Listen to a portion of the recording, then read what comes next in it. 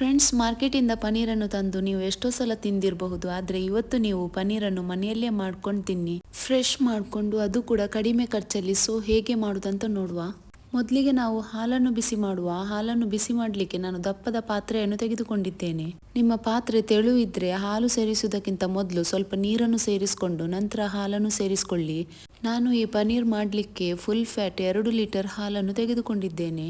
ಪನ್ನೀರೆಲ್ಲ ಮಾಡಲಿಕ್ಕೆ ಯಾವಾಗಲೂ full fat ಹಾಲನ್ನೇ ಬಳಸಬೇಕು. ಇನ್ನು ಈ ಹಾಲಿನಲ್ಲಿ ಒಂದು ಕುದಿ ಬರಲಿಕ್ಕೆ ಬಿಡುವ. ಇನ್ನು ತಳ ಹಿಡಿಬಾರ್ದಂತ ಹಾಲಿಗೆ ನಾವು ಈ ತರ ಮಧ್ಯ ಮಧ್ಯದಲ್ಲಿ ಸ್ಪೂನ್ ಹಾಕೊಳ್ತಾ ಇರಬೇಕು. ಹಾಲು ಕುದಿತಾ ಇರುವಾಗ ನಾವು ನೆಕ್ಸ್ಟ್ ಏನು ಮಾಡುವುದಂತ ನೋಡುವ. ನೆಕ್ಸ್ಟ್ ನಾವು ಹಾಲನ್ನು ಕಡಲ್ ಮಾಡಬೇಕು.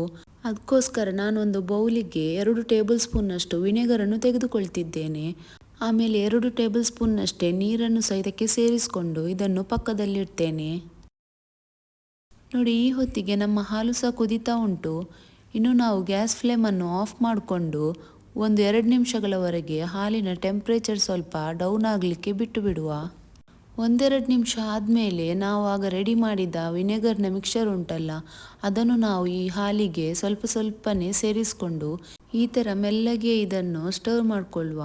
ಹಾಲನ್ನು ಒಡೆಯುವಾಗ ತುಂಬಾ ಸ್ಪೀಡಲ್ಲಿ ನೀವು ಬೆರೆಸಲಿಕ್ಕೆ ಹೋಗಬೇಡಿ.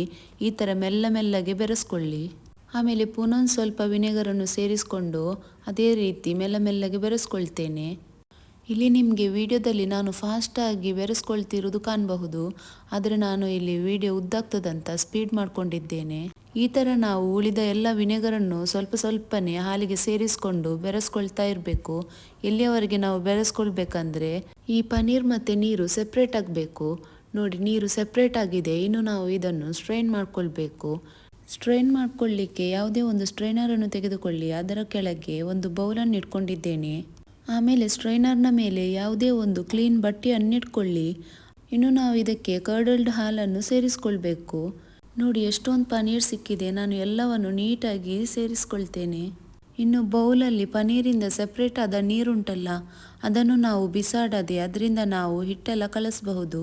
ಇಲ್ಲಾಂದರೆ ಗ್ರೇವಿ ಎಲ್ಲ ಮಾಡಲಿಕ್ಕೆ ಯೂಸ್ ಮಾಡಬಹುದು. ಇನ್ನು ಈ ಪನ್ನೀರ್ನ ಕುಕ್ಕಿಂಗ್ ಪ್ರೊಸೆಸ್ ನಿಲ್ಲಿಸಲಿಕ್ಕೆ ನಾನು ತಕ್ಷಣ ಕೋಲ್ಡ್ ನೀರನ್ನು ಸೇರಿಸ್ಕೊಳ್ತಿದ್ದೇನೆ. ಕೋಲ್ಡ್ ನೀರನ್ನು ಸೇರಿಸೋದ್ರಿಂದ ಇದರ ಕುಕ್ಕಿಂಗ್ ಪ್ರೊಸೆಸ್ ನಿಲ್ಲುತ್ತೆ. ಹಾಗೆ ಈ ಥರ ನೀರು ಹಾಕೋದ್ರಿಂದ ಆಗ ನಾವು ವಿನೆಗರ್ ಹಾಕಿದ್ದೇವಲ್ಲ, ಅದರ ಹುಳಿ ಸಹ ಹೋಗ್ತದೆ.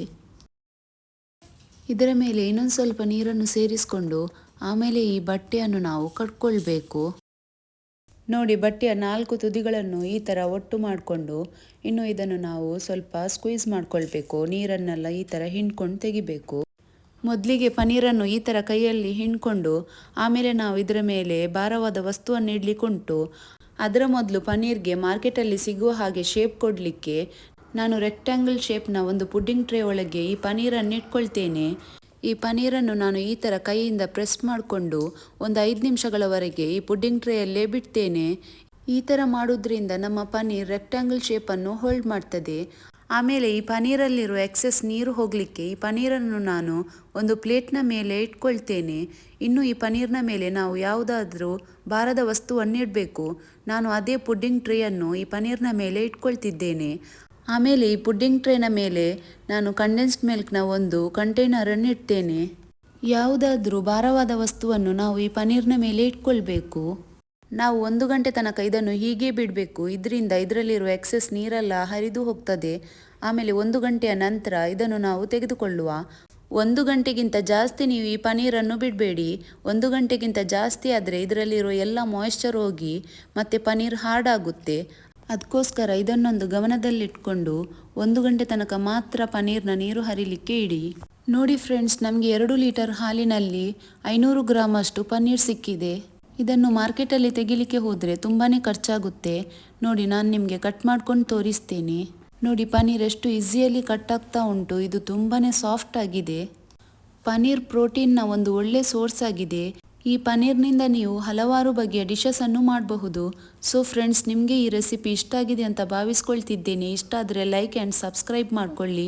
ಹಾಗೆ ಪಕ್ಕದಲ್ಲಿರುವ ಬೆಲ್ಲೈಕನನ್ನು ಪ್ರೆಸ್ ಮಾಡ್ತಾ ಹೆಲ್ದಿಯಾಗಿರುವ ಪನ್ನೀರನ್ನು ಮಾರ್ಕೆಟಿಂದ ತರುವ ಬದಲು ಮನೆಯಲ್ಲೇ ಮಾಡಿಕೊಂಡು ಎಂಜಾಯ್ ಮಾಡ್ಕೊಳ್ಳಿ. ಫ್ರೆಂಡ್ಸ್, ಇನ್ನೂ ಇಂಟ್ರೆಸ್ಟಿಂಗ್ ರೆಸಿಪೀಸ್ಗಳೊಂದಿಗೆ ಮತ್ತೆ ಸಿಗೋಣ.